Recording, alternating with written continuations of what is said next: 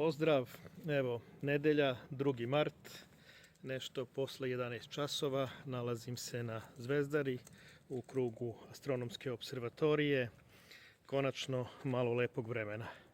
Dakle, januar nam je bio relativno topao, februar zaista hladan, sa dugotrajnim mrazevima, ali evo, 2. mart je osvanuo sunčan, ima nešto vetra, ali sasvim solidno vreme, idealno za šetnju i za uživanje. Posebno ovde u Zvezdarskoj šumi, gde je vazduh čist.